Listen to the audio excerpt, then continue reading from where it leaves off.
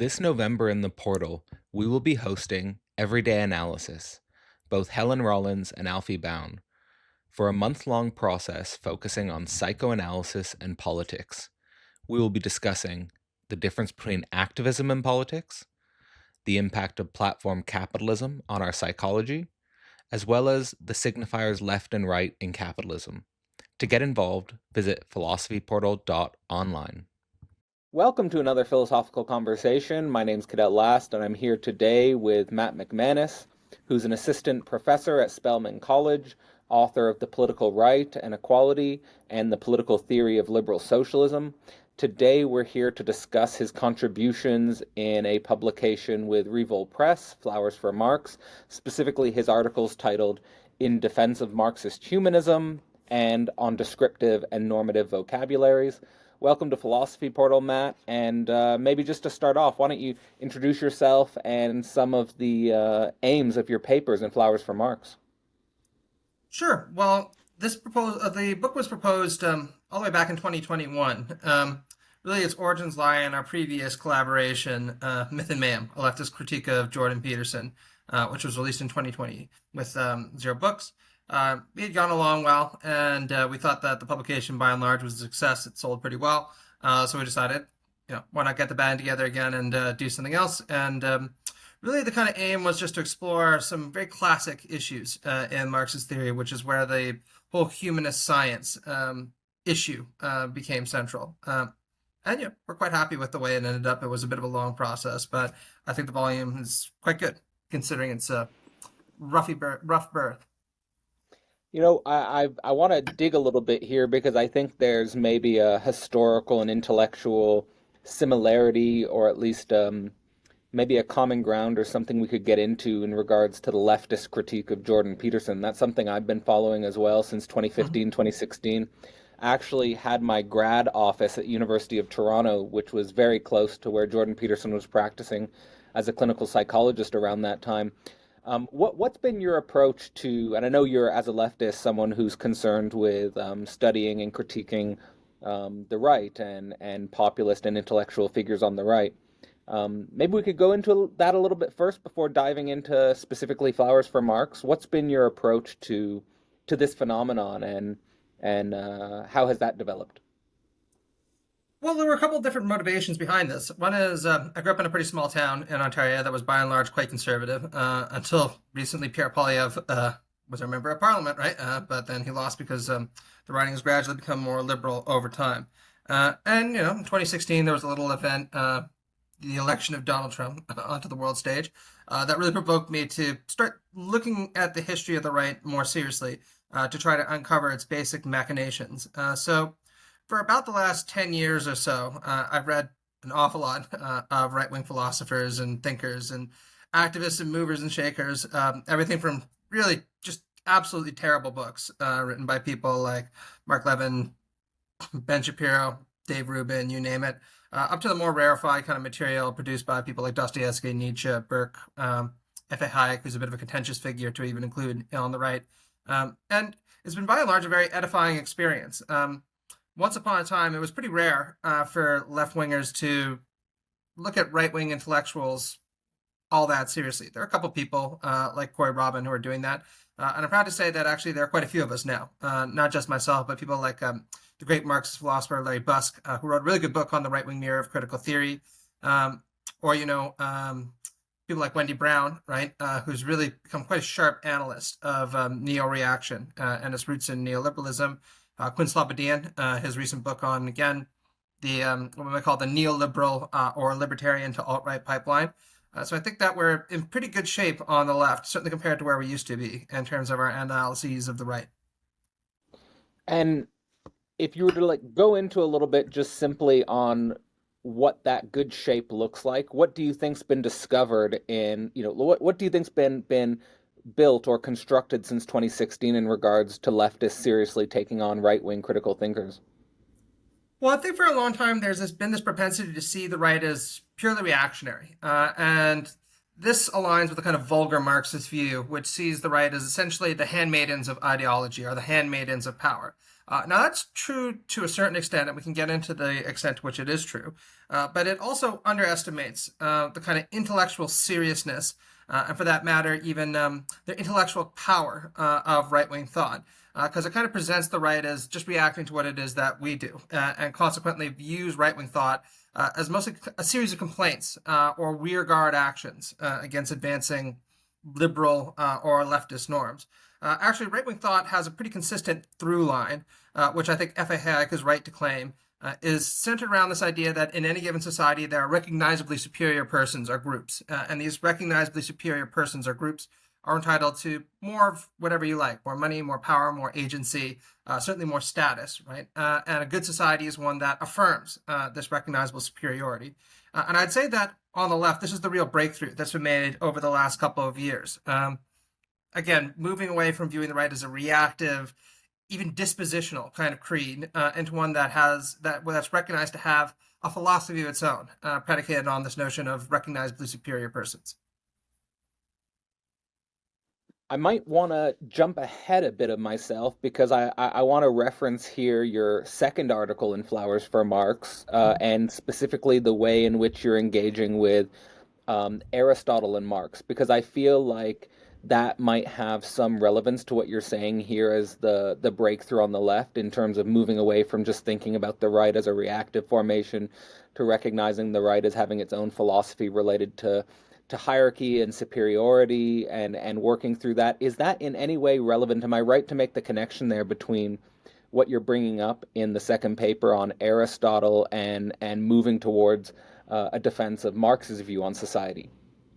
Yeah, without a doubt, right? So the great quasi-conservative philosopher, I say quasi-conservative because he's a mercurial figure, Leo Strauss, in his book The City and Man, actually wrote a great deal about Aristotle, and he pointed out how Aristotle's social imaginary, let's use that term, more or less became the baseline for a lot of pre-modern thinkers. And Aristotle's social imaginary was predicated on this idea of natural inequality, right?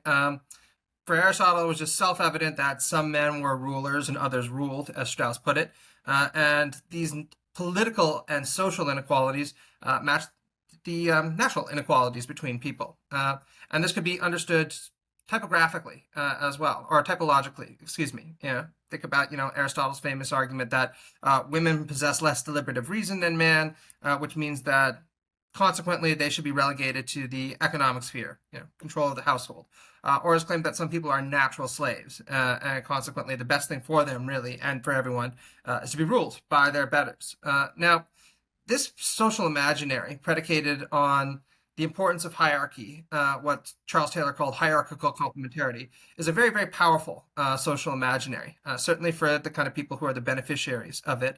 And it chugs along more or less undisturbed for centuries, up until the point where revolutionary movements become sufficiently powerful to challenge it in the name of a much more egalitarian creed.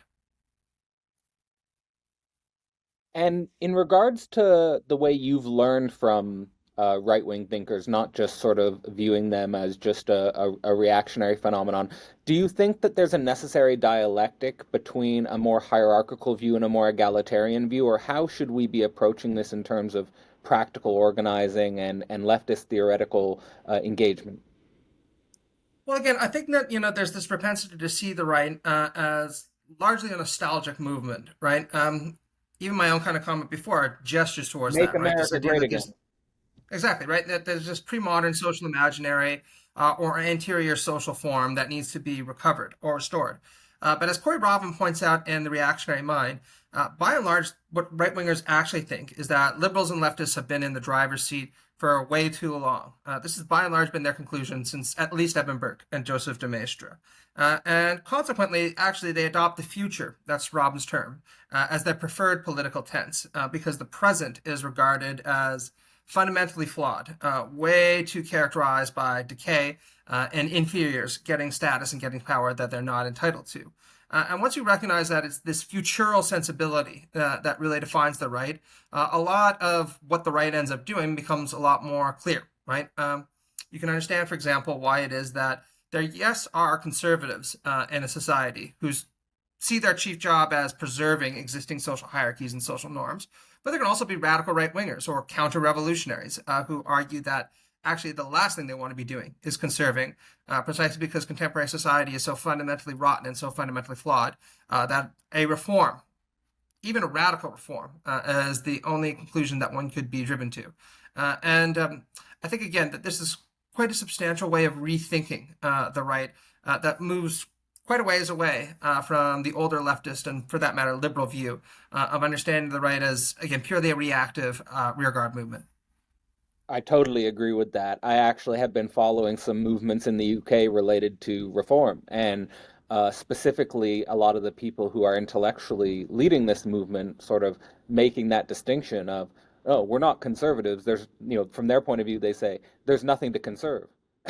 and, and and so there is this move more towards a radical future dimension where I think leftists have conventionally saw that as the territory of potential dialectics of Marxist communism. So Yeah, and Ferris how follows this would up. that? Yeah, go ahead. Go ahead.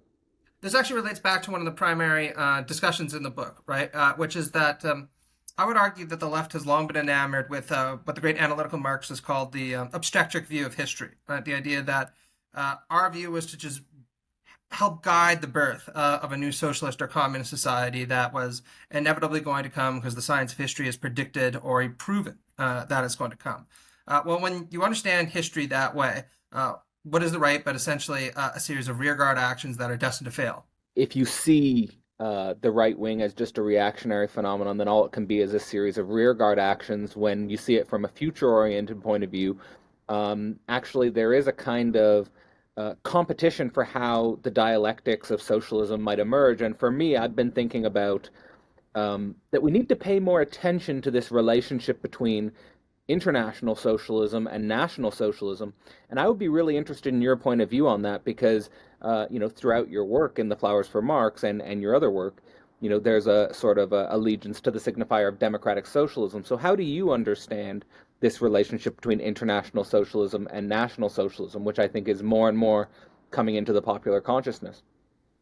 Well, I mean, it's fascism again is a very good example of where I think, by and large, vulgar Marxist analyses have really struggled to comprehend it adequately, right? Which isn't to say there aren't great Marxist analyses of fascism. There are, and we're talking about this kind of vulgar Marxist view, Yeah. which holds that all that fascism is the last rearguard effort or the radical rearguard effort of advanced capitalism in countries like Italy or Germany. Actually, what fascism was a very distinct ideology that had its own utopian vision for the ideal world. And it's much easier to understand this again when you recognize that the right has its own distinct philosophy, which means that in its radical forms, of course, they have a utopian vision for how the future should look. And I tend to agree with the great analyst of fascism, Roger Griffin, when he holds that at the ideological core of fascism is a commitment to what he calls palingenetic ultranationalism, essentially projecting the ultranation as the source of all meaning, even transcendent meaning in society, and consequently elevating members of the ultranation to a kind of aristocratic status in the world. Think about, Nazi ideology, right, which held that essentially every pure-blooded German, at the very least, was destined to be part of the master race that would eventually dominate the entire globe.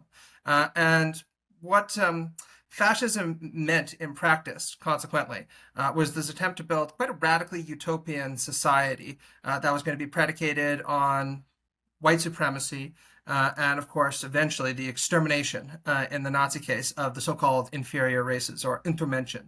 And seen from this regard, Marxism, of course, and socialism were lethal enemies of fascism. And Hitler made that very clear in Mein Kampf, right, where he said that the so-called Jewish doctrine of Marxism denied what he called the aristocratic principle of nature, which held that nature was a struggle between different racial groups for supremacy, with eventually the dominant one entitled to come to the fore.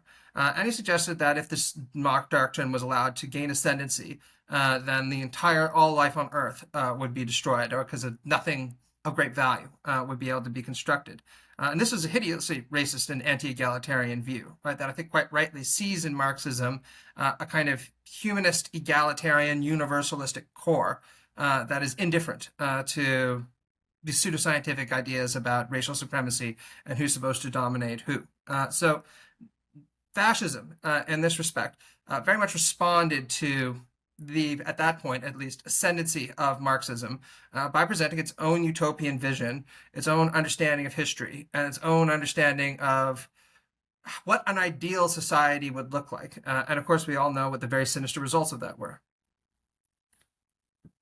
So when you think about contemporary movements that, the reason why I said National Socialism instead of Nazism is because I feel like sometimes the term Nazism can blind us to some of the multiplicity of different forms of National Socialism, or something I might say it like that.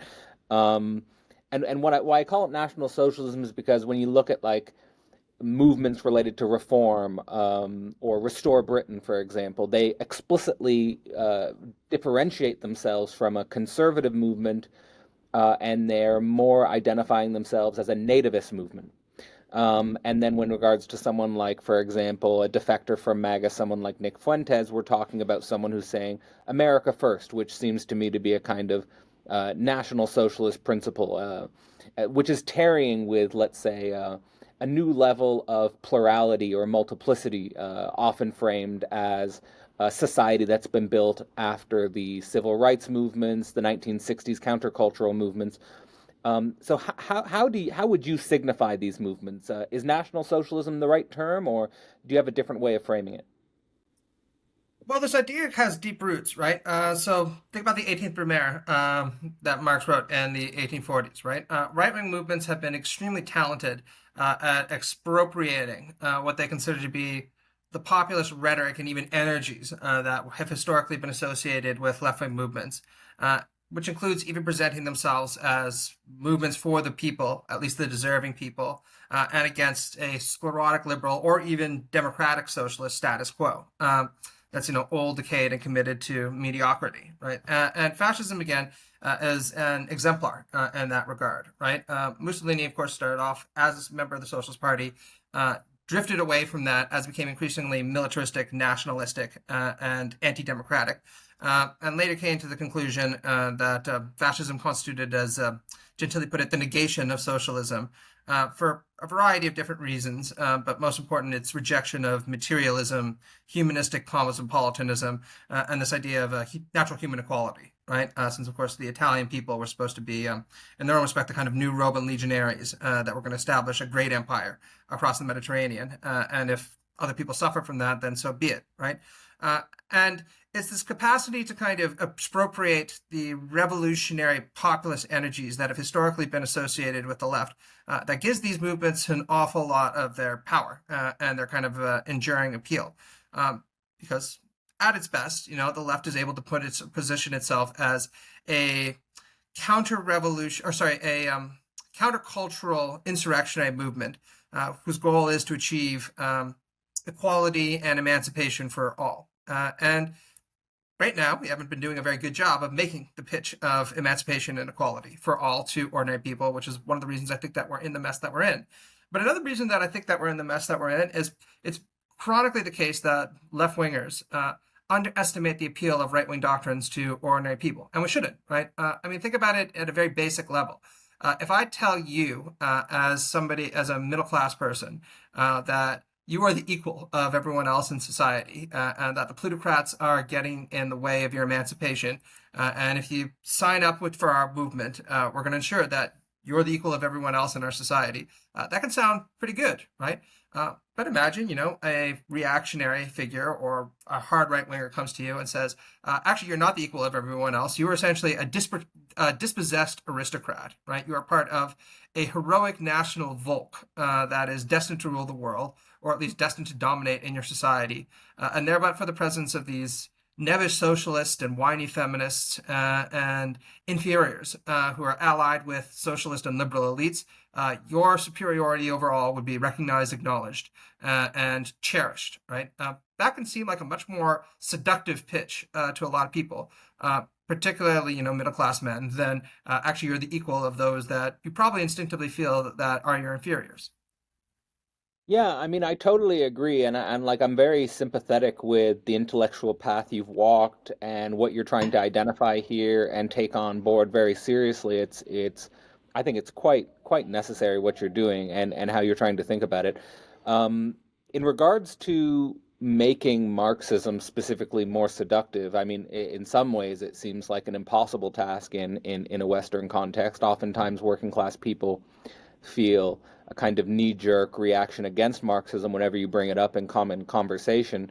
You start your first article in Flowers for Marx in defense of Marxist humanism by actually responding to reactionary takes to historical materialism, sort of quoting you here, saying, reducing historical materialism to quote unquote class antagonism as the sole motor of history, or quote unquote the evergreen Marxism is just the theory of victimizer and victimized writ large. So we start with here with these sort of reactionary takes on Marxism is what's your perspective on reduction of Marxism to class antagonism and then this victimizer victimized narrative, which I think is like the central argument that Jordan Peterson used to sort of define his postmodern neo-Marxism? Well, by and large, reactionary and right-wing takes on Marx have been extraordinarily poor, right? And sometimes embarrassingly slow. If you read Ben Shapiro, George Peterson, or Mark Levin, let alone Dave Rubin, and whatever his fried brain happens to produce at any given moment, right? And part of the reason is most conservatives don't really get, or people on the right don't get much further than reading really the first couple of lines of the Communist Manifesto, right? That the lines that divide history into two great classes, an oppressor class and an oppressed class, with the suggestion being that eventually the oppressed are going to rise up, expropriate the expropriators, and create a new utopian society. The much more subtle, dialectical, interesting features of Marxism just never really register in most of their work. There are a couple of exceptions that we can talk about if you want. And the way that reactionaries tend to read the history of left-wing thought is just as a kind of extension of this oppressor-oppressed narrative that you see in the first couple paragraphs of the Communist Manifesto to more or less everything else, right? There are oppressed women and then there are oppressing men, and so the oppressed women need to rise up against the oppressing men. There are oppressed races, they're oppressing white nationalists or white supremacists. The oppressed races need to rise up against them and obtain victory and obtain civil rights for themselves, right? And of course, this is all an extraordinarily reductive way of understanding the richness of emancipatory thought. But it's also a strategic reduction, right? I mean, a lot of the more savvy people on the right are aware of the fact that acknowledging that there's an intellectual depth to left-wing thought implicitly concedes that there might be something to their argument, and consequently that the kind of ordered hierarchical society that they want to put forward isn't necessarily as natural or self-evident or providentially ordained as they often present it as being. So there's a strategic and even ideological necessity and continuously impressing upon people the idea that there's just nothing to left-wing thought but resentment, anger, and the unworthy suddenly feeling that they should get something that they don't actually deserve.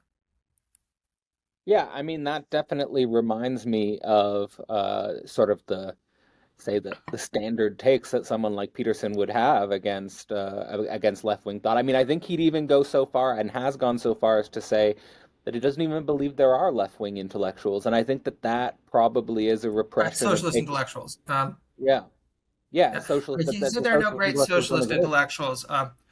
Although that actually, you got ribbed for that for a little while because people kept on retweeting, Einstein's essay on socialism and all that stuff. It was pretty fun. Sure, and I mean, for me here, bringing up like I've been quite kind of a committed Zizikian for about a decade now, and just reminding people about that uh, debate, if we could call it a debate between Peterson and Zizek, where it just seemed like Peterson was completely caught off guard by the intellectual depth he was confronting. So much so, I think, that my reading of the way Peterson has interpreted that debate is almost like stumbling upon the truth and then quickly repressing it. Yeah, absolutely. I mean, I am never going to forget watching that because actually my wife and I were on our honeymoon at a beach in Acapulco, and we were taking the bus back. We ended up watching it all on our iPad because there's Wi-Fi, so it's kind of a burn into my memory that way. But I think I wrote an article about this not too long ago for Cracks and Pomo. Again, I think that it's very easy just to make fun of people like Jordan Peterson, or Ben Shapiro or Mark Levin or whoever it is you want, for just not really understanding their ideological opponents. And I have done the same, right? But I think that we need to inquire more deeply into why it is that people on the right really struggle to understand even the basic contours of left-wing thought. And again, I think the main reason for it is that the right tend to be very committed to this idea that existing social hierarchies are natural, providentially ordained, and not open to contestation. It's kind of a closed question that these things exist and that they must exist, right? And even conceding that there's something to left-wing arguments by taking them seriously, because that's inevitably a concession that you have to make, suggests that these aren't closed questions, right? That they are open to deliberation and to debate. And that is something that, by and large, the right really struggles with doing because it undermines one of the basic ideological planks upon which their worldview is committed. And if you don't believe me, there's a really good essay by a great conservative philosopher called Wilmore Kendall called "Was Athens Right to Execute Socrates?" Spoiler alert, he's going to say, yes, they are, right? And the reason for this is he kind of paints Socrates as a kind of proto-critical theorist, revolutionary, or little John Stuart Mill, where Socrates was going around asking all of these difficult questions about, should we worship the gods of the city? Do the gods of the city actually even exist? Is our city, in fact, the best city, and is it everything that it does right? Should we have a democracy, or should we have a different system of governance? Are the people who are in charge right now actually the best equipped to run it? And Kendall, in quite a thoughtful conservative vein, says the Athenian elites were absolutely right to execute Socrates because for them these were all closed questions that they didn't want people asking about and inquiring too much into. And in order to preserve the actually existing social order, it was entirely justifiable for them to get rid of Socrates because they didn't want his revolution, right? Or, if you want another example, there's a very good conservative philosopher called Roger Scruton. The late Rod Scruton, kind of a right Hegelian in England. In his most passionate book, The Meaning of Conservatism, in perhaps the most significant chapter, he says, there's something that is extremely commendable about what he calls, and I quote, unthinking people, right? Because unthinking people do not ask questions about, should we organize society this way or that way? Should I be in charge or should that be a person be in charge? They accept the burdens and the subordination that life and society has imposed on them as though it is natural or preordained. And if they do have problems, they tend to deal with them at a personal or individuated level rather than politicizing them. And Scruton says, in no small part, the job of intellectual conservatism is to offer reasons for these ordinary people not having reasons, right? Precisely because Scruton thinks it's important for them not to think too much about their own subordination or their own position in the social hierarchy. So once you recognize this kind of anti-intellectual quality to the right, almost paradoxically, a kind of intellectualized anti-intellectualism, you can understand why it is that they're probably never going to crack open Das Kapital and go through it with any kind of great rigor, because that might mean conceding that there might actually be something to the arguments in Das Kapital or Gender Trouble or whatever it happens to be. Fantastic. That's brilliant. And I want to connect that to something you say in the opening essay of your contributions to Flowers for Marx, where you say it's kind of like a clever reinterpretation of the 11th thesis on Feuerbach, where you say, one might say that Marxists have only interpreted capital when the point is to smash it. And I think that we should maybe think a little bit about this in regards to your work on right-wing intellectuals, because apart from the sort of sacred relationship to hierarchy and the justification for anti-intellectualism amongst the people, I think in regards to, for example, the way you're framing that conservative author's view on Socrates, their right to kill him. Yeah, Omar, and I think that a lot of right-wing intellectuals, including someone like Jordan Peterson, basically think that capitalism itself is emancipatory, and anyone who wants to smash it might as well be hung, right? Because they're a greater threat to society than capitalism. Well, I go further. I mean, in an interview not too long ago, he characterized Marx as fundamentally a Satanist on the basis of some Byronic poetry that he had written when he was a teenager, a very young man, right? Which apparently, commended the importance of things like revolution, et cetera, right? Yeah, I think Really it's kind of important to embarrassing. bring up this theological dimension. Yeah, really embarrassing stuff in some respects, right? But I think if you read Peterson's work carefully, again, it's very obvious that he ascribes I don't even call it reifications. He ascribes this kind of almost sublime qualities onto the existing capitalist order. If you want, you can read his Conservative Manifesto, Part 2, I think is what it is, where he says, look, inequalities are built deeply and mysteriously into nature. And then he goes on to say, many stars have more mass than other stars. Many rivers have more water than other rivers, right? Some people have all the money. Some people have no money, right? Everywhere you look, he perceives the world in terms of these inequalities, right? And consequently, he sees any kind of effort to try to undo these inequalities, whether by challenging capitalism or patriarchy, as somehow a crime against being, as he put it in one interview, right? Because you're kind of rebelling against the providential and natural order that has been established in order to sustain human life, or that works well in sustaining human life. Now, of course, this is a ridiculous idea, right? If there's anything that the history of the last 300 years has shown again and again and again, it's that human society is very much a human creation. A lot of the institutions we created are reifications, which isn't to say that they're not useful in some circumstances. And I mean, Marx would never have said that, right? Every kind of set of institutions and ideas has a place in the course of history. But what has been made by human beings can be unmade and remade by human beings, which is, of course, very much something that the right desperately wants to resist, which again feeds into their anti-intellectualism. Because if you're the kind of person who's going to sit there and inquire into, is this the best way that society can be organized? Could it be organized a better way? Then, of course, you're going to be a threat to the various forms of hierarchical organization that they feel are absolutely necessary in order to gratify their own sense of superiority.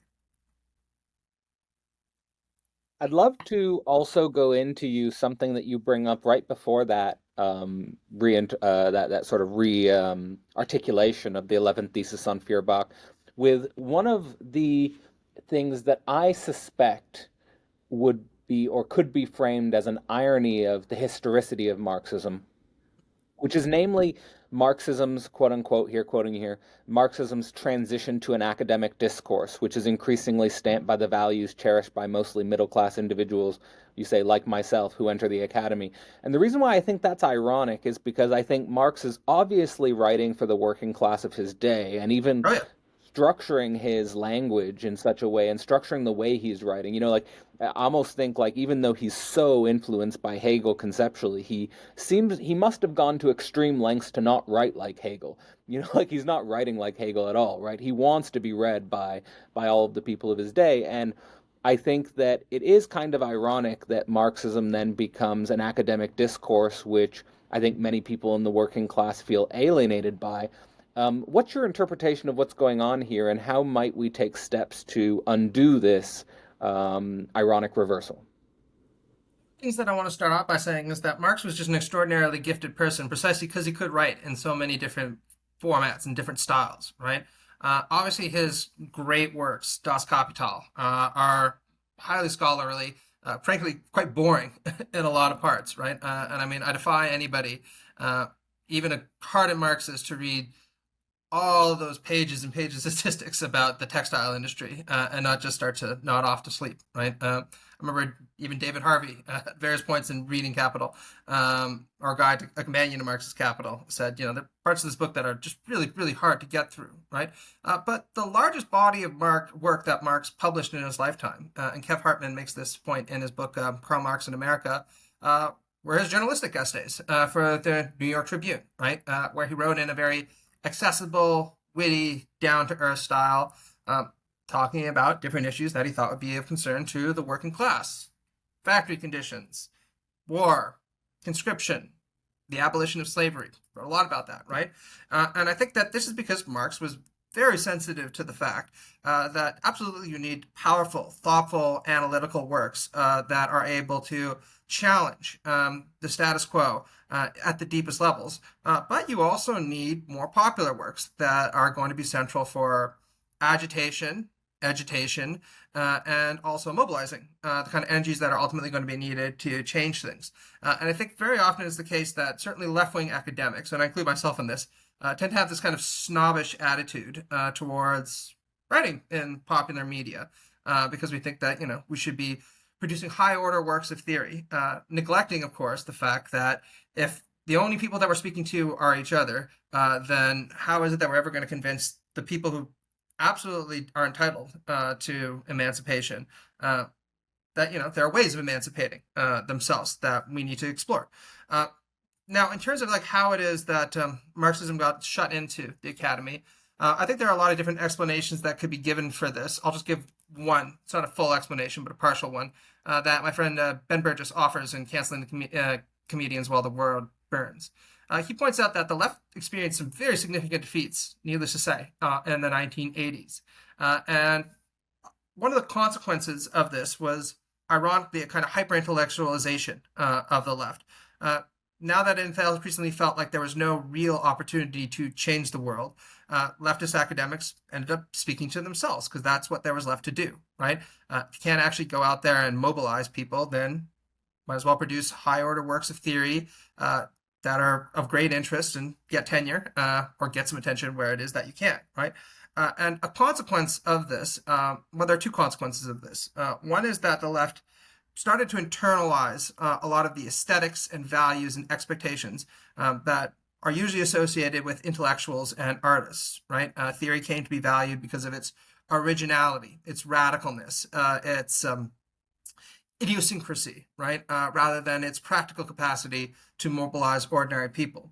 And I'm not saying that theory shouldn't be original or eccentric or interesting, right?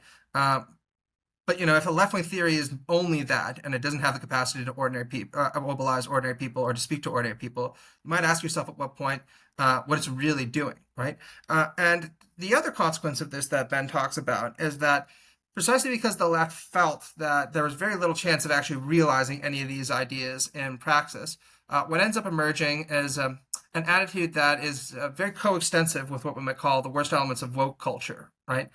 This tendency to say, well, my ideas will never actually be implemented in a meaningful way. But that's only because my ideas are too demanding, right? They're too intelligent, they're too rigorous, they make too many impose too many moral expectations on people because I'm just that smart and I'm just that good. And everyone else isn't living up to this. They're all kind of hoodwinked by white supremacy, patriarchy, whatever it happens to be. And once you start adopting this attitude, you can see why it is that someone like Mark Fisher would say that the online left tends to indulge itself in a kind of priest desire to excommunicate, as he put it in Exiting the Vampire Castle. And I think it's been very, very damaging to the prospects of forming a genuinely popular left, because any movement needs intellectuals. They shouldn't be at the forefront of it. I want to be clear on that, right? But we play an important role, as everyone else does. And those intellectuals need to be organic and embedded in actual struggles. And right now, I hate to say it, but we're frankly just not. Sure. Yeah, I mean, I resonate with a lot of that. I think that one of my original attractions to Zizek's work was that, and this takes an incredible talent as well. I feel like Zizek is one of the rare few who can write one of the most intellectually provocative and original academic works, while at the same time he can write for, you name it, like The Guardian, any of the major outlets, and connect with a wider audience at the same time. I think it's a skill that we should be trying to teach and cultivate. Operating in both worlds, operating in the academic world and operating in the popular world. And it also reminds me of something that Catrone said in a recent conversation we had about socialist unity, where he talks about the history of Marxism being a movement that was not just a socialist intelligentsia which was insular to itself, but really a socialist intelligentsia which, he says, defects to a real working class movement. And I feel like there are the seed forms of a potential for this. I know, of course, I would consider yourself and and many others, like many of the authors in Revolt Press, as part of a socialist intelligentsia, and maybe even here, do you see your work in terms of bringing attention to the legitimacy of right-wing thought to be part of this attempt to link a socialist intelligentsia to potentially a real working class movement, or how do you see that? I'd like to hope so. I'm not going to sit there and tell you whether I think my own work has been successful or it's failed, right? That's for other people really determined, or for history to determine, as it were, small age, right? Um, I'd like to think that what I've tried to do is provide a kind of comprehensive left wing response, relatively comprehensive, to the best that the right has to offer. And I'd see that as my fulfilling my function at the higher end of things.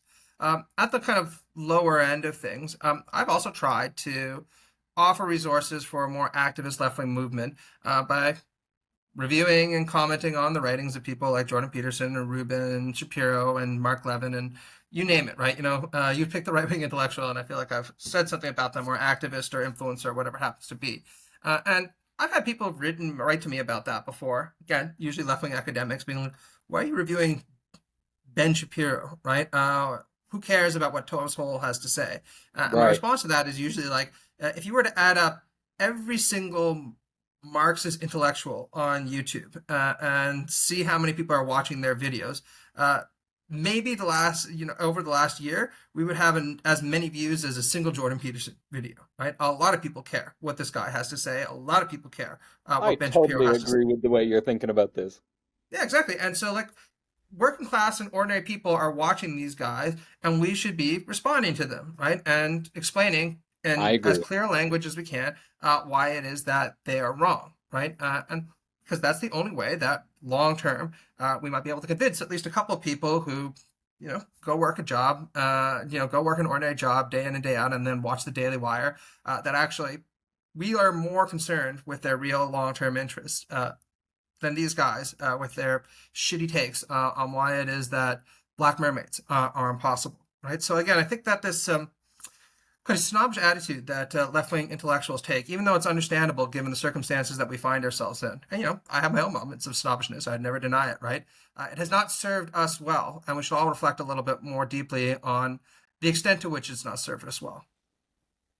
Yeah, I completely agree. Totally aligned with you here. And in regards to maybe going deeper into those snobbish academic intellectual debates, which I do think if we handle ourselves well, these are still at the same time absolutely essential and Oh, critical absolutely. dialogues that we need to hold. It seems like one of the central ones that occurs in Flowers for Marx is actually staged by yourself and your work and your engagement with both Conrad Hamilton and Althusser on humanism, anti-humanism, how we should be thinking about these things, and also related to that, whether or not we think about Marx's work as a form of continuity with itself or discontinuity with itself. Is there a epistemological break in Marx's writings around 1845, or how should we be interpreting this? Maybe we could go into that distinction a little bit and how it is Sure. played out in Flowers for Marx. Yeah, absolutely. So I've gotten some pushback for my kind of mechanistic interpretation of Althusser, and I think that most of this is done in good faith. And broadly speaking, I'd say that some of the criticisms are correct. Right, a good friend of mine at the University of Michigan, Dave Zeglin, who's a great Marxist commentator, pointed out that while you can might be characterize reading Capital as a mechanistic approach to Marxism, certainly by the time you get to Althusser's 1980s work on aleatory materialism, right, he's a lot more open to the importance of things like norms, culture, etc., etc., and kind of incorporates that into a materialist framework in a way that's much more dynamic than what you sometimes get in reading Capital. So the main reason that I brought up Althusser in this was less to offer a kind of deep reading of Althusserian theory, and more because I wanted a foil to make certain kinds of theoretical points that I do think it's still important for the left to internalize. So again, I mentioned this before, but one more time. I think that there's still a lot of Marxists who are convinced that we are not, it's not incumbent upon us, or we have no obligation to either explain why it is that socialism will be better than capitalism, certainly not from a normative or an ethical perspective. Uh, and, on top of that, it's unnecessary because the main thing that we should be doing is critiquing or exposing power and allowing history to take its course by uh, enabling the working class or the marginalized or the subaltern to fulfill their historical duty of changing society and building a more emancipatory one on top of it, right? I think that this is a very seriously mistaken way of understanding the role that left-wing theorists should play, right? Um, for a lot of different theoretical and practical reasons, right? I think that, again, it kind of obtains whatever plausibility it has from the residues of that obstetric view of history that I mentioned before, right? This idea that inevitably the dialectic of history will bring about the conditions for the realization of socialism, and then all we need to do is kind of like Lenin, give history a little bit of push, and then everything will pan out all right. I just think that that is an implausible view to take by the time we hit 2026. Yeah, I agree with that as well. And this kind of determinism that socialism or communism, the way Marx is thinking about it, is inevitable, is maybe a misguided presupposition. It's kind of one of the reasons why Philosophy Portal has the logo of the Owl of Minerva, just in terms of emphasizing the importance of retroactivity. What do you think about sort of the disposition that a left wing intellectual or a democratic socialist or a communist should take in regards to determinism and the unfolding of the future, politically speaking? Well, look, I have no problem developing theories of history or critiquing power and ideology. I think those are all vital tasks that the left needs to fulfill. And for that matter, I've engaged in that myself, right? I mean, I think my most cited book still is my one on postmodern conservatism, right? Which is very much a kind of Jamesonian, Fisherite analyses of the conditions of postmodernity that gave rise to these various reactionary movements, right? And there's a bit of normative or ethical theorizing at the end, but nothing too substantial, right? So I'm not saying we should prioritize ethical or normative argumentation or writing recipe books for the cookshops of the future over an analysis of power, history, ideology, etc. What I don't care for is the claim that we shouldn't be engaging in any of that, right? That it's not our responsibility to make normative or ethical arguments, or even that it's purely a waste of time, right? And there are some very advanced Marxist thinkers to this day that kind of hold this view. I'll just give one example, right? When I was still at the University of Michigan, we had brought Soren Mao in to talk, right? Soren Mao, for those who don't know, is the author of what I think is probably the greatest work of theorizing Marxist theory of power in the last 10 years, Mu Compulsion, right? So I have an enormous amount of admiration for what Soren has accomplished, right? It's a great book, and I encourage everyone to read it. I reviewed it positively. Go check that out, right? But at the end of his presentation, I asked him, "You claim that we need to move towards a more free and equal society. Why do you think that's important, right? What's the kind of ethical imperative to secure freedom and equality for more people?" And Soren said, it just seems obvious to me that that's what we should do, right? I'm just not really all that interested in offering ethical arguments for me. It's clear to me that a more free society or a more equal society is going to be a better society. Well, part of my problem with that kind of disposition is, again, if you read certainly the history of right-wing thought, it's very clear that a lot of people don't think that moving towards a more free and a more equal society is a good thing. If anything, there are plenty of, including intelligent people, that think more freedom and more equality would be extremely damaging to the social order, or even be a violation of natural or divine law, right? So in responding to these figures and in impressing against the kind of ideological forms that these convictions about superiority take, we need to have moral arguments and ethical arguments for why equality, why emancipation for the lower orders is beneficial. And then on top of that, we need to give people a sense of what realistically that would look like and how it would function properly, right? Because I don't think, and I think in addition to the intellectual need for this, I think there's also a good activist need as well, right? Vivek Chebra wrote about this really well recently, where it points out if you're actually part of the working class, you don't have just your chains to lose, right? What you have is not an awful lot, but that's precisely why you're probably going to grip to it all the more tightly. Because if you don't have an awful lot, having that taken away from you is extremely threatening, right? You know, the only thing worse than having a shitty job at Amazon is being fired from that shitty job because you tried to unionize. Now you're unemployed in the United States under Trump. Great, right?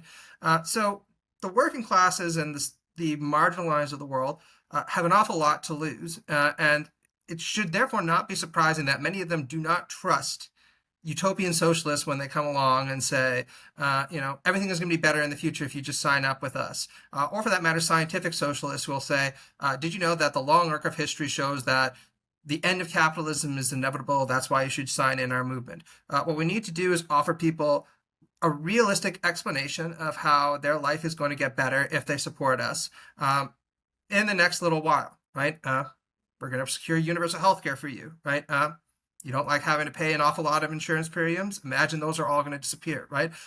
Or we are going to make sure that your vote is actually meaningful because regardless of which party is in power, right now, the plutocrats are the ones who are really in power, or the oligarchs are the ones that are really in power. We should do something to change that because your vote should matter as a citizen of this country.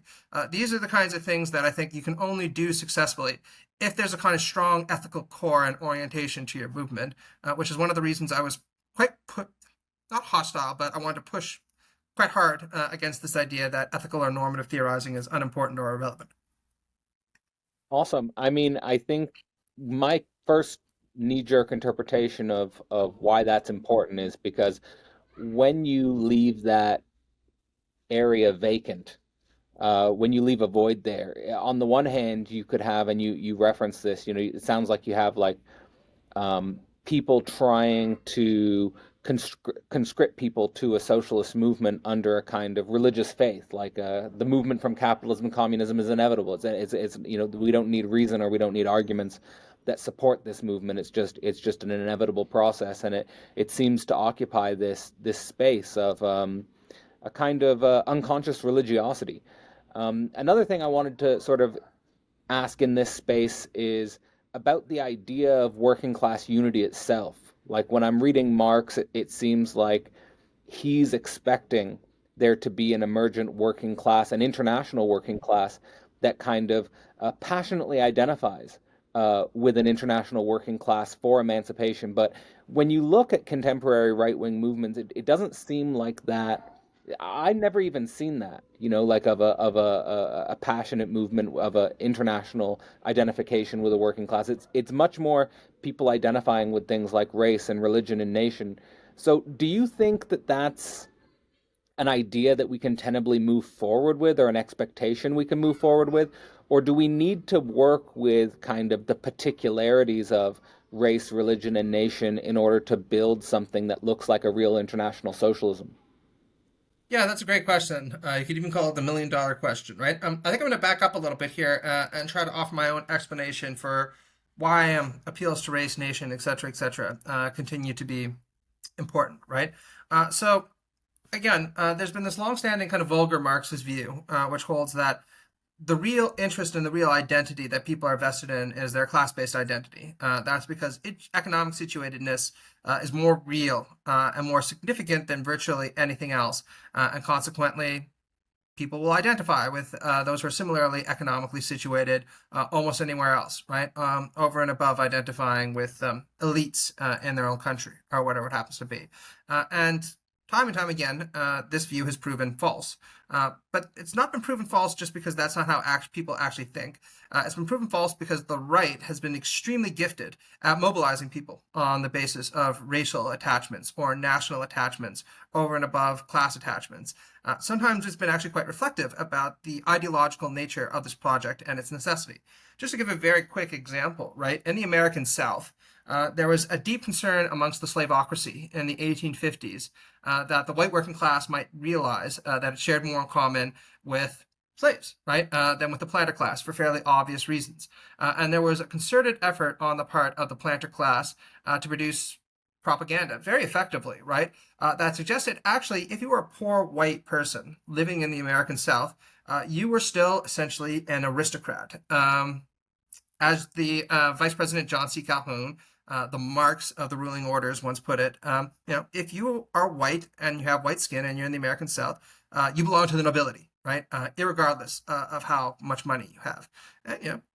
People like Senator Townsend produced pamphlets that said, look, if you're part of the white working class in the American South and you come to the master's house, he will still sit you at his table, he will call you sir, and you'll still have someone who will come in and clean your boots that you don't even have to know, right?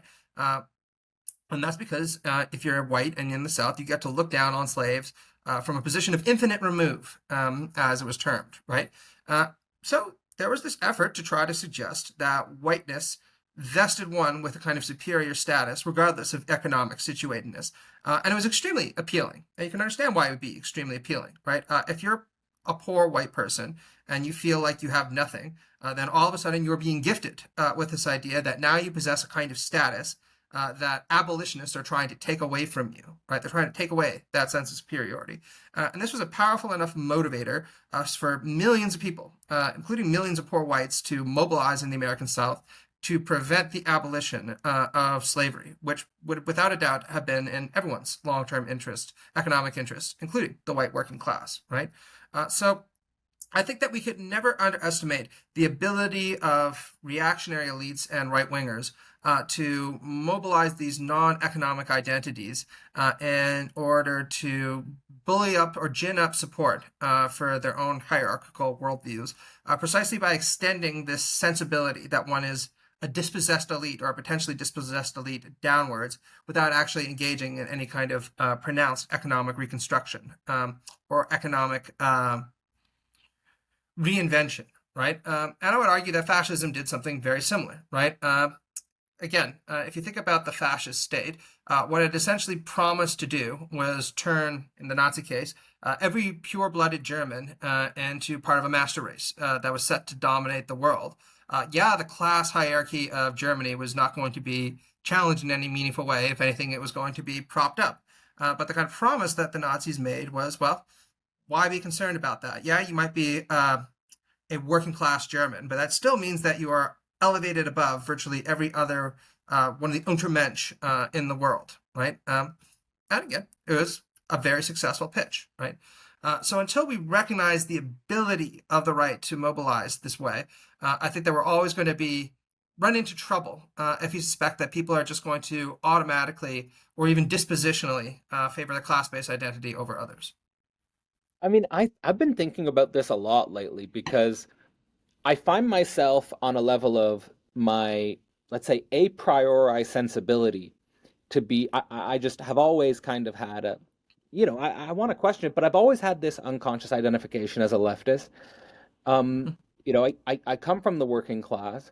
When I study the right-wing populist movements, a part of me thinks, in many ways, the future they want is specifically being designed for someone that looks like me, but I still don't align with it. I still don't think it's the path of emancipation, and I still would prefer to view things in terms of class, internationally speaking, and I think that that's the true way forward, and I genuinely think that's the true way forward.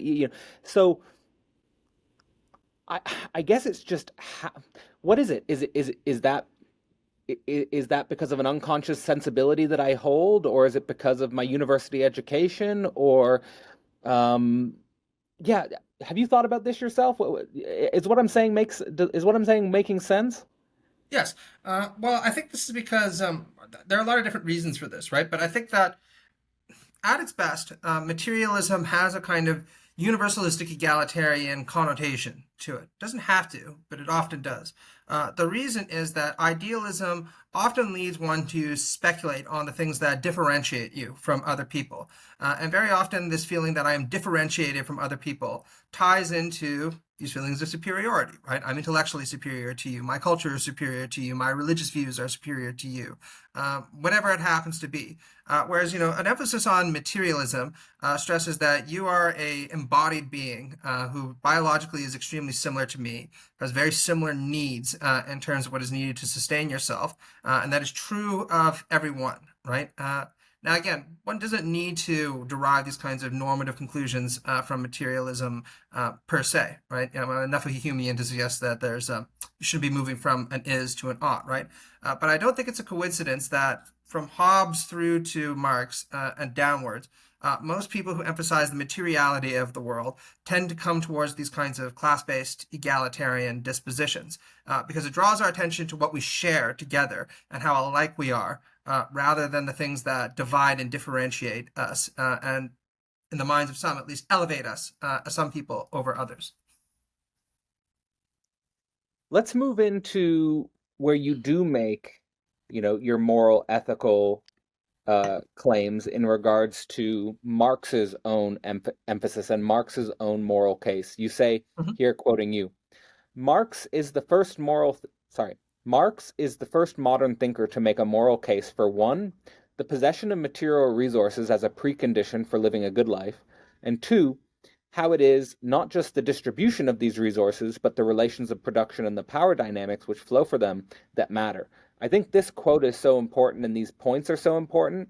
And at the same time, I do think there are like some philosophical paradoxes that we might want to think through. For example, I was just thinking through in a recent class discussion on the early Marx that I'm leading about the possession of material resources as a precondition for a good life, that this seems to be the opposite of what Christ is saying about the kingdom. He says you should seek the kingdom of heaven within before bread or food before material things. I wonder how you think about that. And then second, this point about it's not just the distribution of resources but the relations of production. I seem that to be a really important one on the level of your identification with democratic socialism, because when I look at people who would most align with democratic socialism, like a Bernie Sanders, but I'm also following, for example, Gary Stevenson of Gary's Economics in the UK, who basically argues for more of a redistribution of resources within capitalist politics than arguing that we need a kind of a totally new relations of production in a Marxist sense. So how do you think about both these two dimensions of Marxist thought, and what do you think about some of these philosophical complications involved in them? Yeah, I think that there's a lot to be said here, right? I tend to agree with the view that's posited by people like Alistair McIntyre, for example, or to a certain extent Vanessa Wills, which holds that there's an awful lot of Aristotelianism in Marx, right? And I think that you really see this, for instance, in Capital Volume 3, which I quote in the book, where in the conclusion, he says that one of the virtues of socialism will be that the development of human powers becomes an end in of itself for the first time, rather than just a means for the pursuit of profit. The idea being that under capitalism, certain kinds of human powers or human capacities are developed, sometimes quite effectively, right? If you're a pin maker in Adam Smith's pin factory, then you can get very good at making the head of a pin, right, as part of the division of labor. But it's quite unlikely that capitalism or capitalists are going to have much incentive to teach you to do anything more than that, because all you need to know is how to make that pinhead, right? And Marx said, look, there's nothing wrong with producing an awful lot of pins, but without a doubt, we want to develop people's other facets and other capacities in order for them to lead a flourishing life. Which I should add, Adam Smith also felt, right? That's one of the reasons he was critical of the division of labor. Where I think that Marx breaks from Aristotle is exactly where Marx says he breaks from Aristotle, right? Aristotle tended to believe that there didn't need to be as robust a material base, or he tended to ignore the preconditions for the material bases of human flourishing and the cultivation of the capacities, and to attribute them instead to personal character, right? The argument was that, a well-minded or well-mannered man should develop the kind of virtues in and of himself that'll allow his more refined capacities to express themselves. And Marx points out, well, it's very easy to focus on character when our well-mannered man doesn't have to make lunch for himself and isn't worried about where his next meal is going to come from, because the material base is all taken care for him, because he lives in a slave society, and we might also add a patriarchal society, where all the kind of vulgar labor that Aristotle tended to dismiss is done by the lower orders, right? And what Marx does in a lot of respects is to say, why shouldn't we extend this Aristotelian project downwards by ensuring that the working class is also able to develop and refine their powers. And then he emphasizes that in order to do that, we are going to need a sufficiently self-sustaining material base so that everyone's basic needs can be taken care of, precisely in order to allow the working class, in addition to the upper classes, the capacity to develop their human powers to their fullest potential. And the only way to obtain this objective in the very long run, he thinks, of course, is the abolition of a class-based society, right? Because as long as there's a class-based society, one person will work and the other person will eat, and that's just the way it's going to be, right? And I think that there's an awful lot of power to this vision, and I think that Vanessa Wells, in her great book Marxist Ethical Theory, the ethical seriousness of it has almost always been undervalued by those kinds of Marxists who want to read Marx as just a kind of historical determinist who, again, adopted a subcentric view of history, suggesting that inevitably socialism was going to come, and science has shown that, and there's nothing more we need to say. I don't think that Marx would have been so committed to the project of emancipation of the working class unless he genuinely thought, at a very almost spiritual level, that this was going to be something that was going to elevate the ordinary people he cared about so much in a very meaningful way. I think this is first a really good focus on the first problem I raised about Marx as the first modern thinker to make a moral case for possession of material resources as a precondition for living a good life. And it's really helpful the way in which you're distinguishing the way in which Marx differentiates himself from Aristotle on character. Do you think we should be viewing these as a unity then, like that we have to view both the, of course, cultivation of character as an important dimension of things, but also take into consideration the material foundations, that they don't necessarily be need to viewed in this antagonistic relationship, and in fact, we must view them as a unity, and that's the distinguishing or differentiating character of modern politics from a classical pre-modern view of politics? Yeah, I would say so, right? So Marx, like Hegel, right, tends to view freedom as a kind of self-determination, right?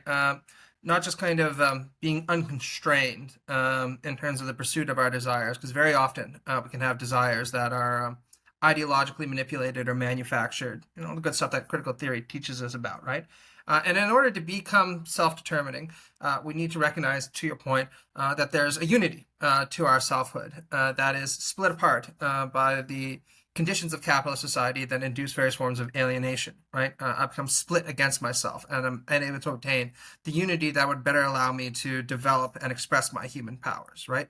And I think that one of the goals of socialist society, of course, is to end these conditions of alienation. So we can obtain not just a unity internally amongst ourselves, but of course an external unity with other people as part of a self-sufficient socialist community where the free development of each becomes a precondition for the free development of all.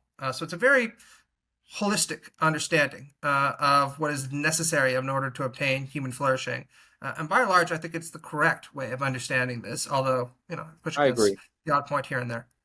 Yeah, I mean, I think growing up, I had the view that conservatives more emphasize this view of pulling yourself up by your bootstraps. They emphasize this moral character point of view, whereas leftists are more interested in the very structures in which resources are distributed for society as a whole. And I don't see any antagonism personally in regards to why these two things can't be seen as a unity. I think that in my situation, I have very concrete examples of people who come from the exact same material conditions, but some people decided to pull themselves up by their proverbial bootstraps. Some people didn't, and there are like real material consequences to that. And at the same time, I don't think it's fair that many of the people from my environment had the material conditions and starting points that they did. So there definitely necessarily needs to be thought of from that point of view of a unity. I'd love to also further go into the second point, however, in regards to, and especially specifically how it's related to your democratic socialism, on the question of how it is not just the distribution of these resources, but the relations of production and the power dynamics which flow for them that matter. When I usually listen to people on the democratic socialist end of things, we're talking about issues like inequality, right, and progressive taxation, which might be more seen in terms of the redistribution of resources angle of things. How do you see, and this might be a difference or an important distinguishing feature between your work and Conrad Hamilton's work, if I'm correct in interpreting the difference here between democratic socialism and more of a, a straight, more of a, I don't know how Conrad would describe himself, just a communist. But how do you understand this distinguishing feature between emphasizing distribution of resources versus dynamics and the relations of production themselves? Yeah, so this is a complicated question. It's made more complicated by the fact that Marx never wrote a sustained work of political theory, which means that invariably we need to reconstruct his views out of very quite interesting kind of fragments that are scattered throughout his oeuvre. But saying that, I think by and large tend to agree with the contemporary view, which suggests that Marx's political theoretical orientation was towards a socialist republicanism, right, or communist republicanism, if you want. How does this relate back to the question of relations of domination and subordination? Marx was very clear, again, that freedom means self-determination, and that has a material base to it, without a doubt, right? Hungry people cannot be free, right?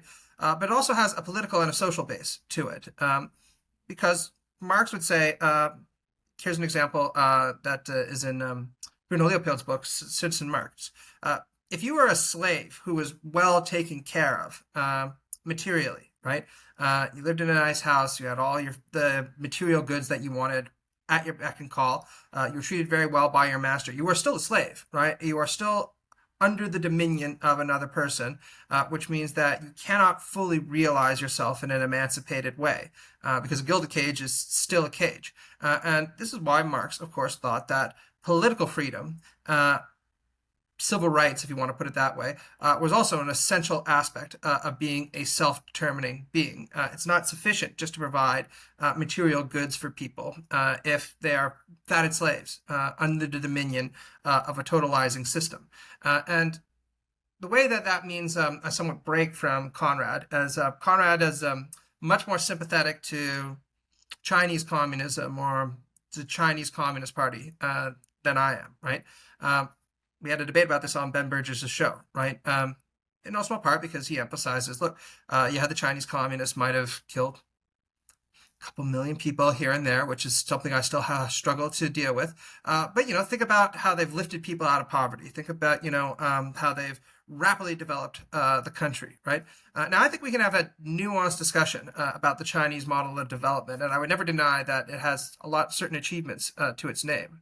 But I do not think that any Marxist can be comfortable with saying that emancipation or the free development of each being a precondition for the free development of all could ever be realized in what amounts to an authoritarian or even totalitarian state, right?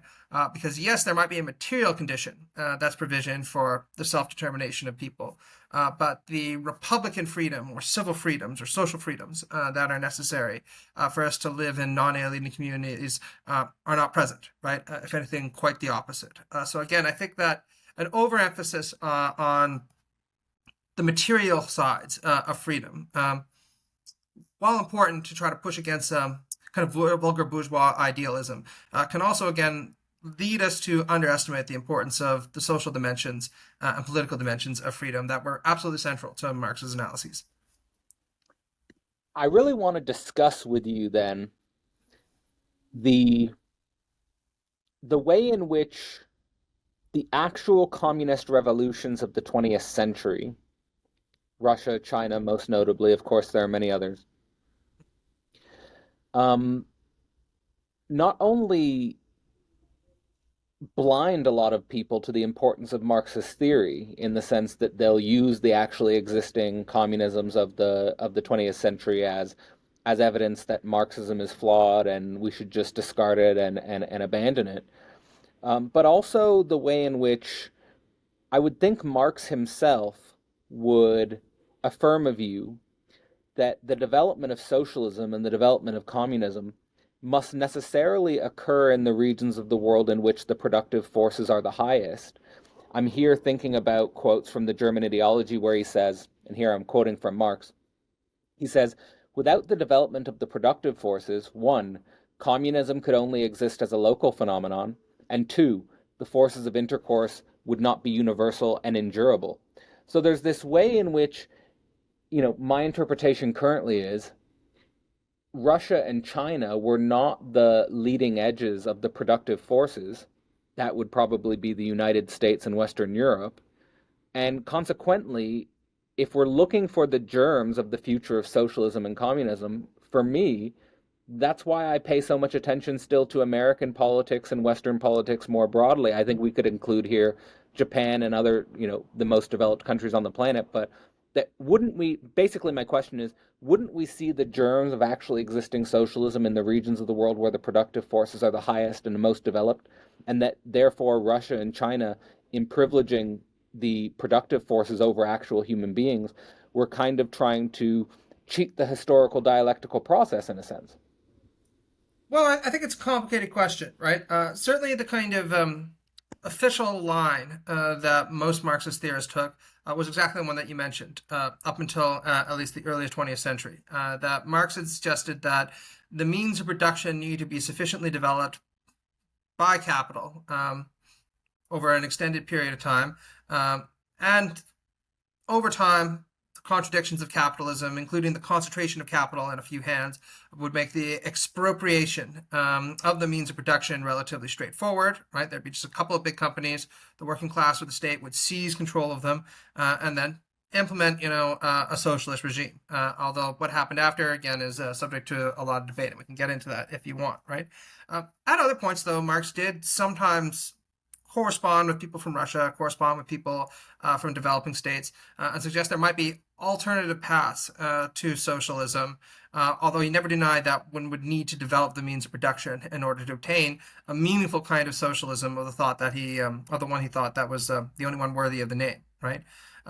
I think that G.A. Cohen makes a very good point about the official line where he says, the irony is that the failure of the Soviet model and the kind of complication of the Chinese model, if anything, vindicate the official line of Marx's prediction, since an orthodox Marxist would have said, you can't leapfrog over history, Lenin, Stalin, etc., etc. You need to go through the phase of bourgeois democracy in order to get to the point where you're able to transition eventually to socialism. And by, to use your terminology, cheating, you kind of set yourself up for a fall, maybe even a delay, right? So I think that there's complicated things that I don't want to dwell too much on it, right? In terms of the kind of cash value that I take away from this, look, I do not think that there's any meaningful sense in which there is some teleology to history. I think that one of the weaknesses of Marx's theory was there was some residual Hegelian language that remained latent within it that suggested that there was a teleological kind of thrust to history, right? And I think that it's understandable that Marx would sometimes feel this way, given his own hopes and aspirations and given the conditions of the 19th century. But I think a much more consistent materialism would deny that we can make meaningful predictions about where history is going to go on the basis of thinking that it has a kind of inner arc that it's undertaking, right? And once you kind of do away with what I think is really this anti-materialist attitude that there is a teleology to history, we recognize that things are a lot more contingent and there are a lot more possibilities for exploring how to create a meaningful socialism, right? So the two models that I usually put forward in my own work, again, drawing up on my own humanistic and liberal sensibilities or my liberal socialism, are the Nordic states and Brazil, right? And I might increasingly add Mexico in there as well, right? I point to the Nordic states because even though in many respects they remain more capitalist than I would like, they still constitute certainly, I think, the closest approximation of a developed, flourishing socialism that we've yet seen. And as I put it in my review of Pelle Dragsted's Nordic Socialism, if I were trying to build a rocket ship to get to Mars, I wouldn't sit there and say, well, these rocket ships have only gotten to the moon, so there's nothing to be learned from them, right? I would sit there and say there's probably a lot to be learned from rocket ships that have gotten to the moon, and maybe we should improve on that model in order to get to Mars. And that's exactly the kind of attitude I think that Western socialists should take towards the Nordic states, right?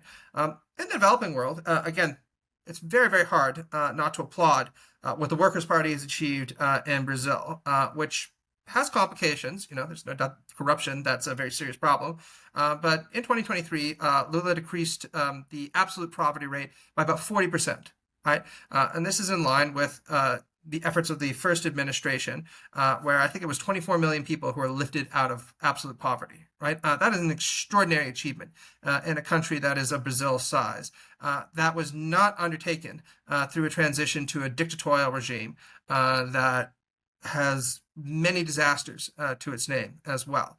If anything, what's quite notable about the Lula administration is just how committed it is to preserving democracy, the rule of law, and even extending it meaningfully into the lives of those who've been denied political opportunities for a long time. So I think that those are two differing models that we can point to, imperfect in their own way and certainly not above criticism, for where socialists have achieved an awful lot of success and built meaningfully improve the lives of ordinary people. And those are the lessons that we should try to improve upon, not authoritarian models that have millions of lives on the blood of millions of people on their hands, and that most people think of with a shudder whenever they hear about them. I'm very sympathetic with your emphasis on um, commending and in many ways using, for example, the Nordic states as an ideal model that perhaps democratic socialists should aspire towards. I'll have to keep thinking with it, but on first reflection, your metaphor of if we want to build a rocket ship to Mars, can't we learn a lot from a rocket ship that's made it to the moon? Here, with the Nordic states being metaphorically the rocket ship that's made it to the moon. Growing up, I certainly aspired and had the presupposition that the world uh, could and would become more democratically socialist over time, and that that inner teleology that I possessed within myself has had to undergo many disruptions. Even if I still do think democratic socialism is a good model, certainly a superior model to some of the authoritarian or totalitarian regimes you're critical of. I guess my question is, what do you think is the current state of democratic socialism? For example, the Nordic states dealing with problems, crises of immigration that seem to be disrupting this model, or, for example, the possibility of democratic socialism in the United States and Canada. I was also very optimistic about Bernie Sanders in 2015, 2016, and that all came crashing down. It doesn't really seem like there's any other meaningful alternative at the moment to revive that directionality. Where do you stand? What's your current sort of diagnosis of democratic socialism? Well, my diagnosis is simultaneously be more pessimistic and optimistic at the same time, which can sound paradoxical, but let's be dialectical about this, right? I think that it is very clear that we are in a moment of increasing right-wing hegemony, where the achievements of bourgeois democracy, problematic as they are being steadily unraveled. And I hate to be the bearer of bad news, but what we've seen so far is hardly the worst thing that the radical right has in store for us, right? Many of them are deeply committed to the kind of Curtis Yarvin style project of replacing bourgeois democracy with a new form of neo-reactionary monarchy, or CEO in Right. chief, as Yarvin sometimes put it. And again, there's no teleology in history. They could very well succeed, right? And I think the left needs to do everything it possibly can in order to prevent this outcome from occurring, right? Because as many problems as there are with liberal democracy, and I want to be very clear because sometimes I think people underestimate my commitment to this. There are a lot of problems with bourgeois democracy, right? We can don't even need we wouldn't have time to even list them all, right? But it's definitely a lot better than neo-reactionary CEOs in chief governing the world from a spaceship while everyone else deals with the planet in chronic environmental decline, right? So that's the pessimistic side to things. Yeah. The optimistic side to things is I think that we've seen some real growth in terms of the popularity of the left. Let's just use the United States as a kind of case study here. For the first time, their poll showed just the other day a plurality of members of the Democratic Party identified as democratic socialists or thought that democratic socialism was a good idea.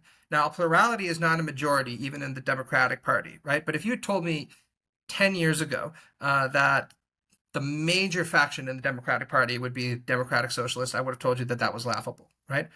We've also seen the kind of increasing ascendancy of politicians like Zoran Mamdani. Bernie Sanders and AOC have both rocketed to preeminence here through their anti-oligarchy tours. and poll after poll shows that they are amongst, if not the most popular politicians in America, right? So that is all reason for optimism, right? I'm not an accelerationist, right? I don't think that bad things inevitably produce good things, or bad things are more likely to produce good things, right? But I do think it is very much the case that very understandable dissatisfaction with neoliberal centrist democratic politics has induced people to give democratic socialism another look. And that can be very beneficial for us if we play our cards right. And I don't think that that's unique, again, to the United States. I think that Lula's victory in 2022, kind of barring Bolsonaro from reintroducing a dictatorship, was very significant. I think that some of what's going on in Mexico, where I lived for a couple of years and that I have a lot of fondness for, is really very promising, right? If you think about how Morena has been able to introduce minimum wage increases, engage in mass infrastructure projects, reduce poverty and inequality in very meaningful ways. Again, there are things that I'd be very critical of Morena for, including its kind of populist wariness of the importance of certain things like liberal rights, but we don't need to get into that, right? So all this is, I think, a sign that a burgeoning left that gets its act together really could seize on dissatisfaction with right-wing populism and with centrist neoliberalism and win some pretty significant power for itself, right? But again, I'm not going to tell you that that's inevitable. So much depends on circumstance, chance, and our strategic sensitivities. So, if we're looking to, you mentioned Bernie AOC, specifically here as some of the most popular politicians in the country from the anti-oligarchy tour. If we're looking to the future of democratic socialism, say specifically use the case example of the United States, other than, let's say, progressive taxation, specifically here targeting the issue of income inequality, what are some of the other policies that you would hope to see as constitutive of the future of democratic socialism? And perhaps linked to that, what do you think is the possibility of any kind of international coalition, or dare I say, a Marxist international, related to the problem of a global wealth tax, something like the Thomas Piketty proposed in Capitalism in the 21st Century? Where do you sit on some of these issues? Well, obviously, I'm very sympathetic to them, right? In terms of what I think that a democratic socialism should do if it comes into power, I think it needs to avoid replicating the mistakes of mid-century social democrats, or even mid-century moderate democratic socialists, which is assuming that all that one needs to do is tax heavily, use that to fund social programs, burgeon up the labor movement a little bit, and everything will be fine. I think that a failure to meaningfully confront the power of capital, or to kind of reach a détente with capital, is one of the reasons that when the 1970s and 80s rolled around, capital was able to strike back and undo an awful lot of what social democrats and centrist socialists were able to achieve in the mid-century, which, to be fair, was quite a lot, right? And avoiding this mistake, I think, is going to mean implementing something that looks an awful lot more like a workplace democracy or economic democracy, as the terminology goes. There are a lot of different approaches that one could take to this. One would be introducing things like co-determination models immediately in the United States. Of course, also reinvigorating the labor movement. And then potentially going even further by implementing something like the Meidner Plan in the United States. For those who don't know, Meidner was a left-wing social democrat and Swedish social democrats, right, who proposed that one way where workers could peacefully obtain ownership of the means of production is basically their trade unions would receive shares in the company that they worked for over a period of years. So after about 5-10 years, they'd be the majority shareholders in the company, and then all of a sudden the workers own the companies, right? I think that implementing something like the Meidner Plan in large corporations would be an extraordinarily good idea, precisely because it then would allow workers to become the owners of the means of production, which is, of course, a long-standing socialist aspiration, and would avoid the weaknesses, again, that we associate with mid-century social democracy, which never challenged the power of capital in the workplace in as meaningful a way as I think they should have. So that would be my big aspiration, right? In terms of the prospects of a kind of socialist internationalism, I really don't know, right? I'd like to hope so. I wrote a book on cosmopolitan socialism not too long ago, and I actually suggested that one of the things socialists could learn from is actually the neoliberals, right? The neoliberals understood around the mid-century that capitalism couldn't sustain itself of its own energies. It very much needed not only the state but international institutions in order to expand its reach in a meaningful way and to encase markets against democratic pressures. And so they built things like the IMF, the WTO, increase the power of American empire, you name it. And I think that the left could learn from that and recognize that building things like international institutions, organizations, once we obtain power at various national levels, will be absolutely critical in order to secure socialism from potential backlash by the capitalist or the reactionary world, right? In terms of what those institutions could look like, right? I really don't know, right? That'd be just far too speculative for me to indulge in at a moment where, at best, I would hope that we'd obtain power in a major national government, You know, let alone I several. Sure. I mean, I don't want to run by too speculative ideas by you or draw you into certain dynamics that I'm involved in, but don't have enough time to fully explain. But I'd like to also ask you, you emphasize the dimension of owning the means of production, coming up with a workplace democracy, economic democracy. I was wondering if you have any thoughts about that in relationship to housing and the crisis of housing. I do collaborate with someone who's currently working on a commons housing model. They have models in which people are, it sounds to me like it's like a dialectic between rent and ownership, where depending on how many shares you have in the housing cooperative, you pay less rent or you pay more rent, and ultimately you paying rent over a longer period of time leads to a situation where you have more ownership stake in the commons properties, and there's all different types of social organizing that goes involved in uh, building this model and extending this model. It's from my understanding, something that's being pioneered and led in certain areas of Belgium and throughout areas of Europe. Commons housing models are more popular. Do you know anything about this, or do you have any ideas about different models related to housing that could be used or beneficial to a democratic socialist platform? Nothing meaningful, no, unfortunately. That's certainly not my area of specialization. And I'm enough an academic to say that sometimes the best thing to do is know your limitations and not weigh in Cool. where you're not wanted. About the most that I will say is that I'm sometimes wary of the suggestion that some socialists will make that what people really desire is to democratize every and all spheres of life, right? Because people want to be involved in decision making anywhere they can. Here I am, kind of Zizekian, and I want to say, look, I definitely want to Right. have a democratic say in spheres of life that are extraordinarily impactful on me, like the workplace, because I can very much be subject to domination in those kinds of circumstances. And it's very much in my interest, and I think it's also the right thing to do to give ordinary people a say in conditions where they might be subject to domineering forms of power. But a lot of other stuff.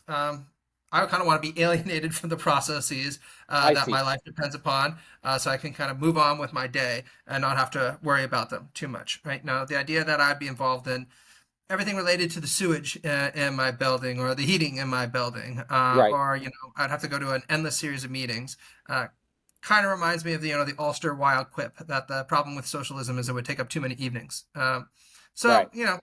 that's not a critique in any way, shape, or form of any of these Yeah. Yeah. cooperativist ideas. I'm certainly open to hearing about them. They sound very intriguing. I'm just reticent to embrace a kind of over democratization of every sphere of life to the point where nobody would have any time to just sit back and have a beer with some friends. They'd have to be involved Very in fair. discussing the minutiae of the phone company at 2 a.m. Yeah, yeah, very fair, very fair.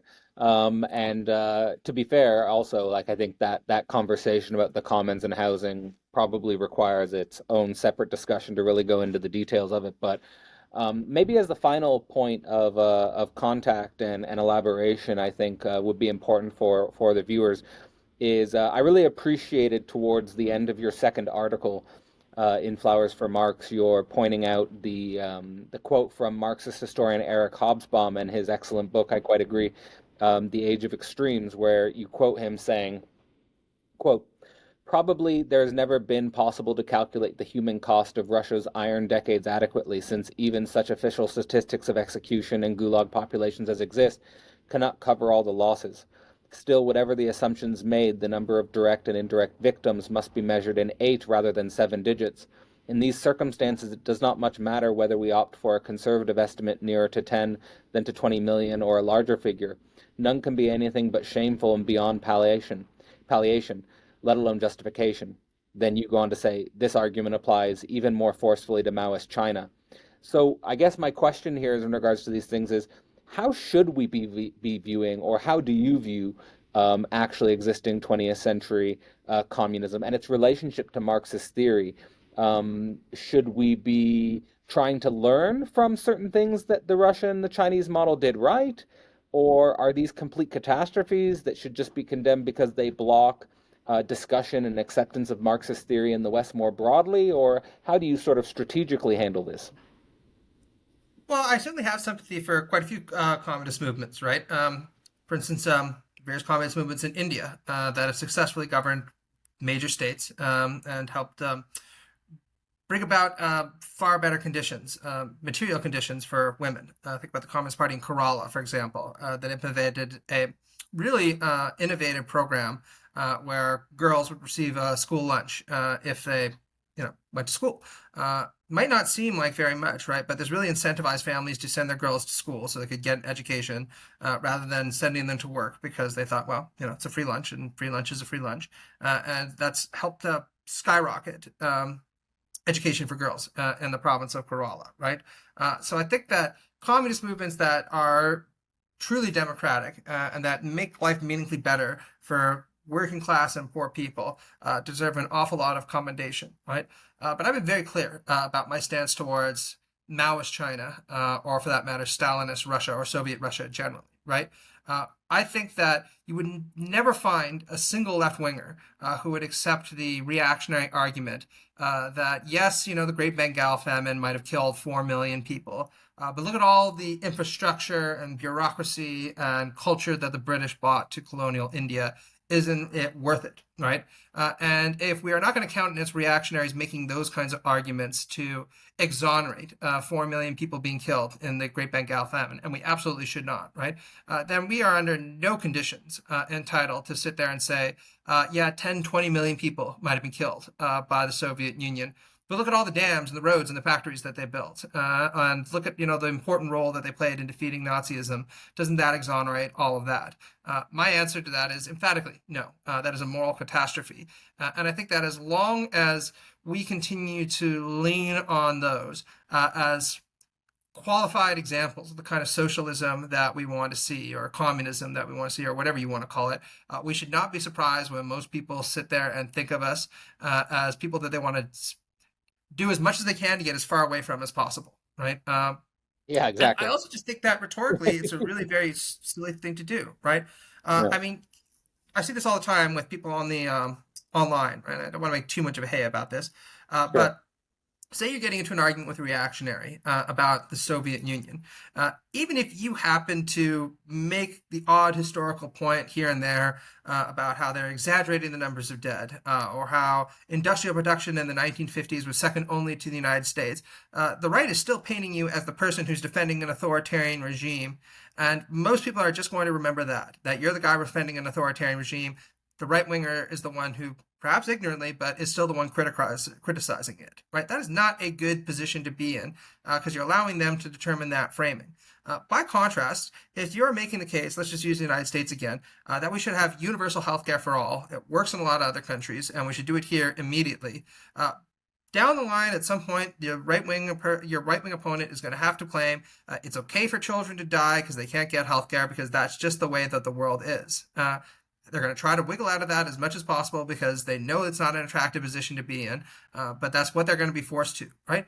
And you want to be the person who is choosing the framing and forcing the right to buy into the idea that it's okay for children to die, because that's the logical extension of their principles. Because then we look like the kind of people who care about children living. And are pointing to successful models that have worked to meaningfully make people's lives better for a period of 100 years now, right? So I just don't think that there's even rhetorically, any value in defending what are ultimately abyssal failures. Right. Yeah, There's that's been nothing good my that comes from.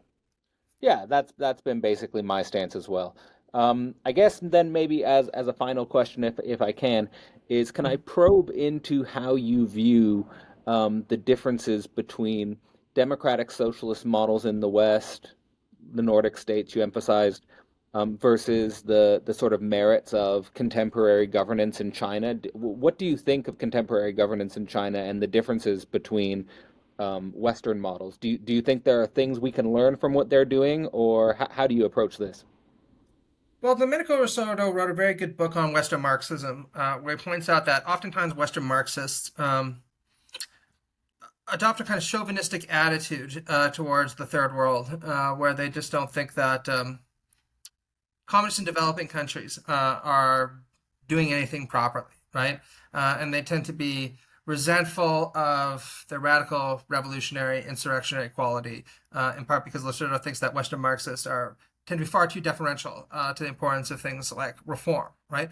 So I want to be clear. I think that there are developing nations where communist and socialist movements have done extraordinary things. I pointed out the workers' movement in Brazil as just one good example, or the Communist Party in Kerala as another, right? And I think that Western socialists and leftists have oftentimes a lot to learn from these movements, right? If anything, we should be the ones looking at Morena in Mexico or the workers' parties in Brazil and taking notes on how it is that you build a viable, long-term, popular left-wing movement, right? Uh, Again, when it comes to the China issue, though, I just do not think that any person who shows any fidelity whatsoever to Marxist theory can think that an authoritarian state is the appropriate model that we should be trying to instantiate. In no small part because, yes, Marx absolutely emphasized the importance of a material base for human flourishing, but he was also relentlessly insistent on changing social relations in order to secure Republican and social freedom for citizens. I saw that as absolutely integral to any socialism that would again be worthy of the name. And there's nothing that has ever convinced me that China lives up to that Marxist ideal. And unless things radically change, I very much doubt that I'm going to shift my opinion on that in the future. Well, Matt, I've really enjoyed this conversation. I appreciate the direction your thought has unfolded. Your intellectual path, I think, is an important one. I'd love to continue dialogue on issues about right and left, capitalist politics, democratic socialism as your work continues to unfold. I'll give you the last word, maybe not just only in terms of your contributions to Flowers for Marx, but let the viewers know more broadly about your work, where they can find you, and then we'll sign off. Sure. Well, if people are interested, they can email me at McManus300 at gmail.com. They could check out, my book, The Political Theory of Liberal Socialism, or my articles on that. And we have a new edited collection coming out on analytical Marxism and democratic socialism in the 21st century that I edited with my friend Ben Burgess. They can look at that also, right? In terms of what I just want to leave your listeners with, uh, I think that as pessimistic as a lot of what I talked about is, in many ways, the left is in a better position now than it has been in quite some time, right? We're more energized, we're more organized. There's a very clear enemy that we have to face. There's no reason that we could not seize this moment if we are strategically minded enough to take advantage of it, right? And I think that being strategically minded is going to mean thinking a lot less about theoretical abstractions and a lot more about what we should have always been thinking about, which is how do we convince very poor, very desperate, very marginalized people that if they put their trust in us, we are going to make their lives better very, very quickly, 4 or 5 years from now. And until we start thinking about how to do that, I think that we shouldn't be surprised when we continue to come up on the losing end of things. Well, Matt, again, really enjoyed this conversation. There'll be links in the description to Flowers for Marx, as well as links towards connecting with Matt. So, highly encourage that. If you're interested in his work, check it out. This has been Cadell Last with Matt McManus, Flowers for Marx, and we're out. This November in the portal, we will be hosting Everyday Analysis, both Helen Rollins and Alfie Bown, for a month-long process focusing on psychoanalysis and politics. We will be discussing the difference between activism and politics, the impact of platform capitalism on our psychology, as well as the signifiers left and right in capitalism. To get involved, visit philosophyportal.online.